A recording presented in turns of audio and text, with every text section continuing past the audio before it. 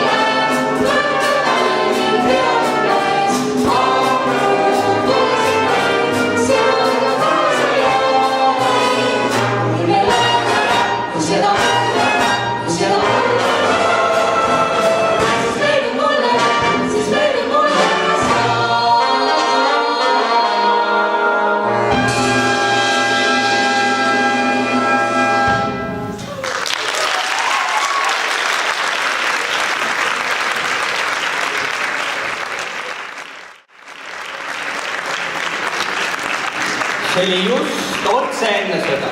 Inimesed olid otse kui arustajad. Joodi palju, priisati meeletult, otsiti meelelahutust, unustust, tantsiti, valid ilutuskuningannasid ja härrad.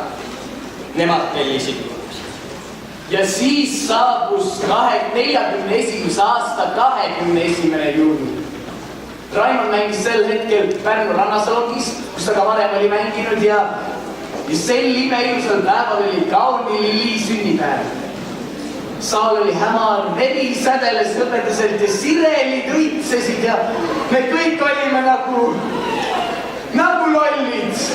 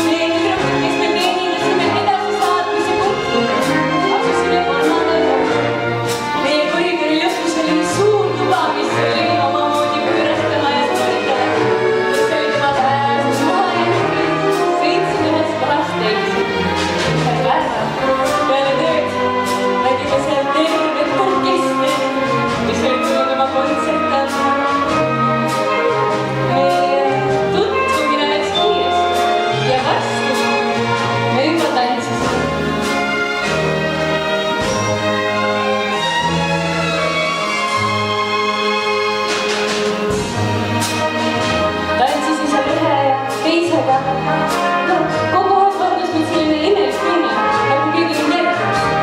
Mind vaatas rakk, selline imelik tunne. Ja siis ma lõpuks märkasin teda. Ta tõustus, tuli minu juurde.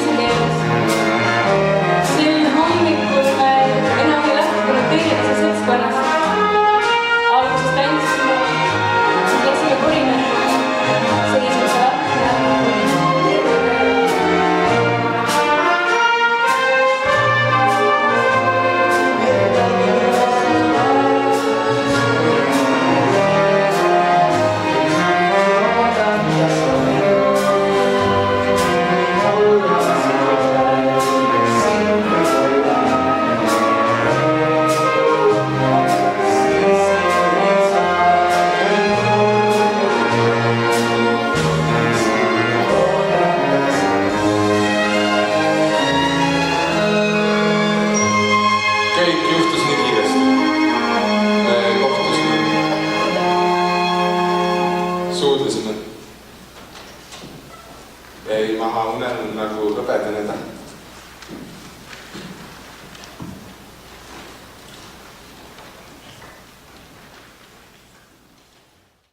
Pärast pikka ja rasket elu peaks olema lubatud. Minna kõrtsi, kuulata moekaid saksa šlaagreid ja olla veidikene hull. Kas pole nii?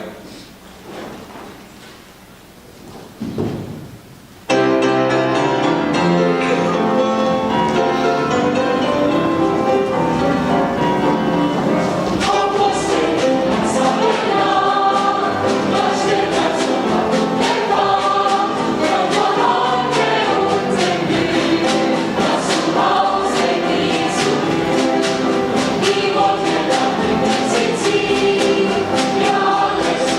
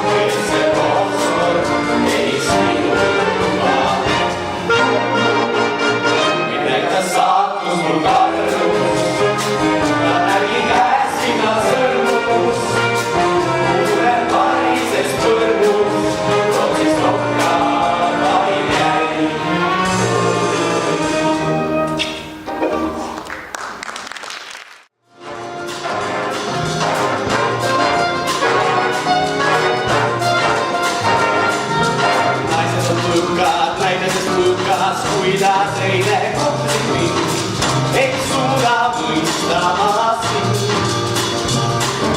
Täna sa naeratad, homme sa arvad vaid hoida suudad isadaid. Kui sõnda olla sa võid, sa eile ütlesid ja miks täna üle sai, ma sellest aru ei saa. Mis halba olen teinud, veel eile rääkisin kuulisest, kinnisid siitse, soovides äärnööd endana. Oota ma sind ei taha, kuulda sa mind ja läheda, kerko ma teid, ma raudida ei saa. Mingi saab paremaks teed, mis on tehtud maa. Ja kuidas läks selle teed, kas keegi läks arvas enda, rahvas sest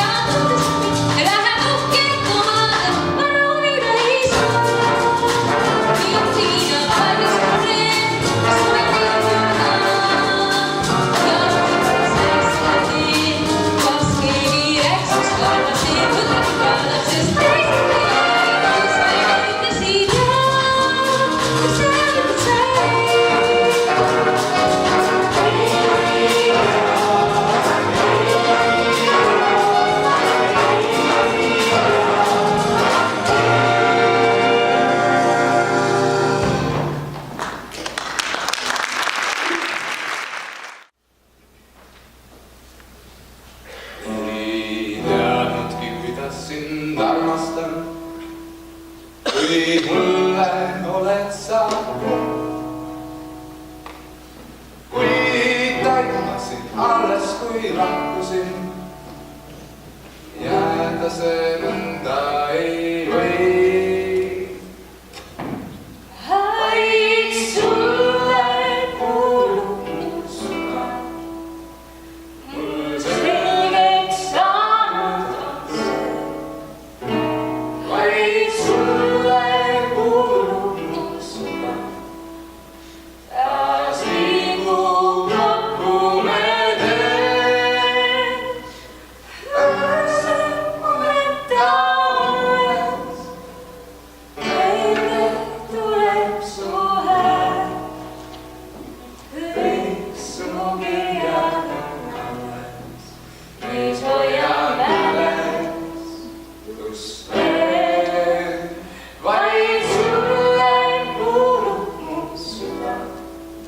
Kas vahel meenutab Vaid sulle kuulub mu süda. ei suuda jätta ma sind, kui mul oleksid tiivad, lennaks su juurde siis ma, sest sulle kuulub mu süda ja muuta seda ei saa.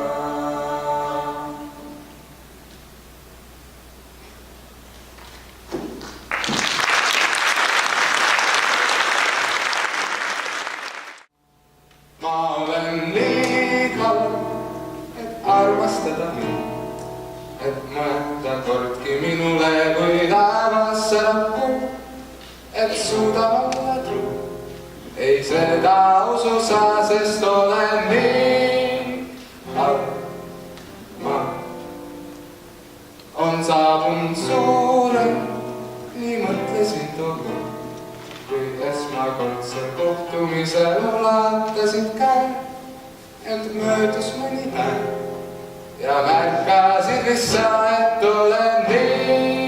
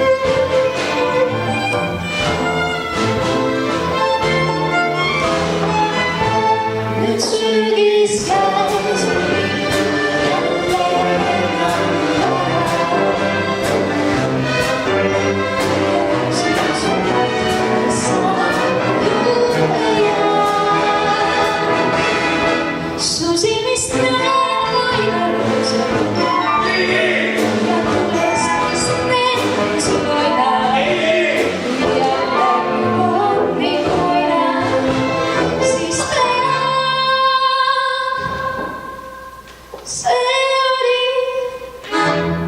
ainult uni.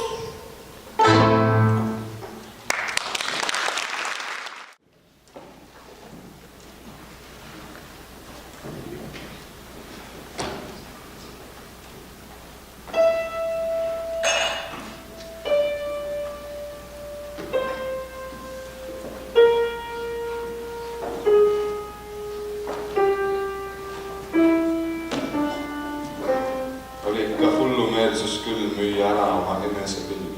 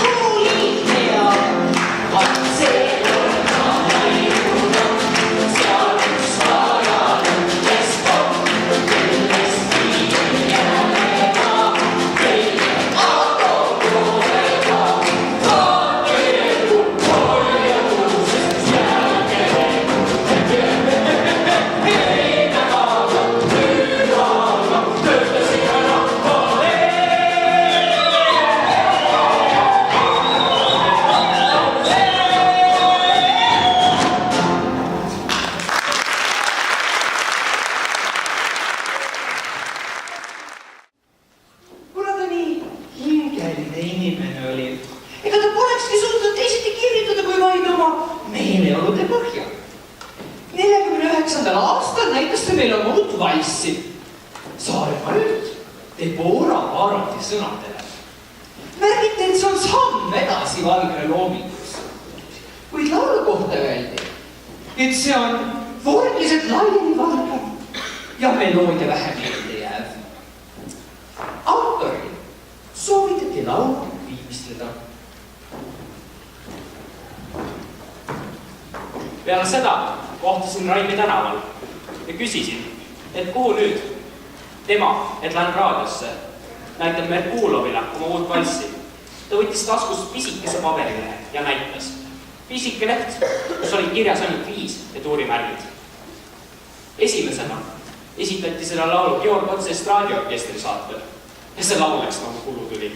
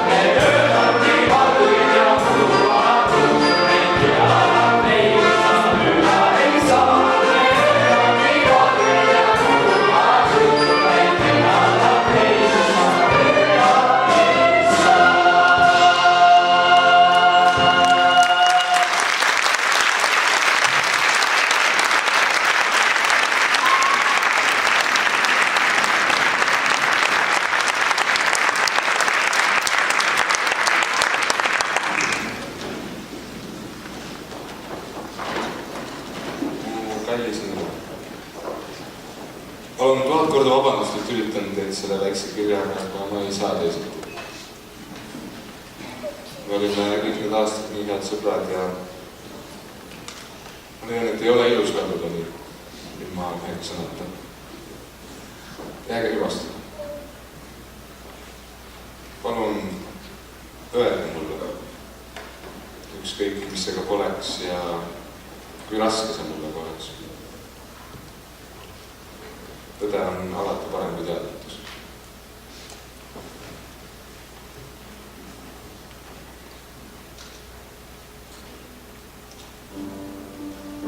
Väldi, mul on küll. Kas saame veel kunagi soovida? Kas saame istuda kord koos ilusa laeva tekil?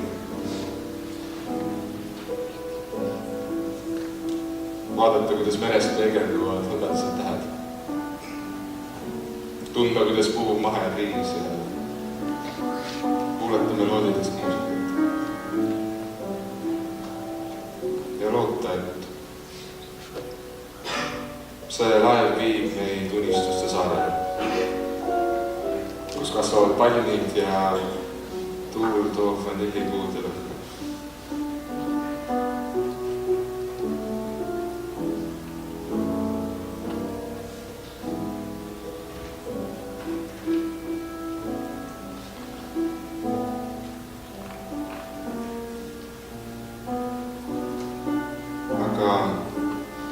Ma oskasingi elust ainult unistada. Elust ja õnnest ja sellest, et ma ükskord kirjutan niivõrd hea laulu, mille sarnast mitte keegi kunagi varem kirjutanud pole.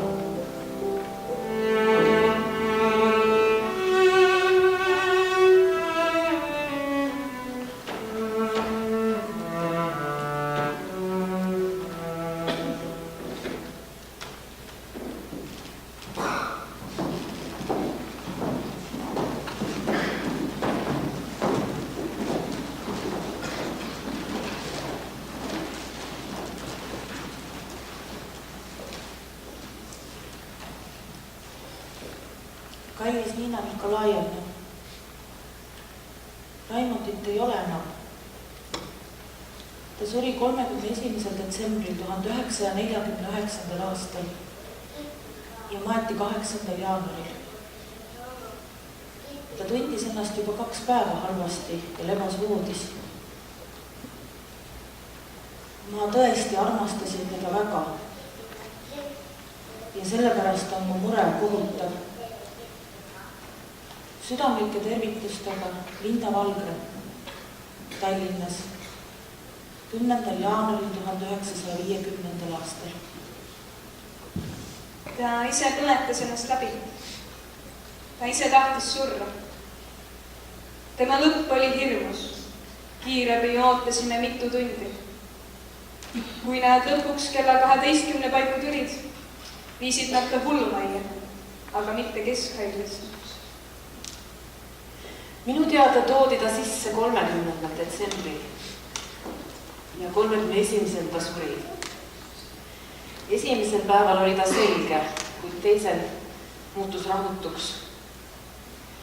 Siis ta nagu abi otsivalt või ahastavalt küsis, et kas te mind tõesti aidata ei saa? Kas mu elu on tõesti olnud asjata? Et vastake ometi sellele. Ta küsis, kas me ehk oskame mõnd tema laulu laulda? Kuid keegi meist ei tundnud tema laulu. Ja siis nad tegid ettepaneku, et laulame kui Kungla rahvas kuldse laul. Siis laulsidki. Siis saabusid lõpuminutid. Oligi kõik. Õnnetuseks suri ta kuu lõpus ja autori kaitsenud raha, et tema lauludest tasub. Harri Kõrvitsaga siis organiseerisime, et saime vähemalt Tiiu valsi eest kirsturaha. Muuks sellest ei jätkunud. Artur käis siis kõrtsis kõrts ja õllepoest õllepoodide, kus teda tunti ja kogus orkestrantidelt raha. Kanud 100 rubla. Matusepäeval oli kärekülm, 27 kraadi. Surnuaial sõitsime veoautoga.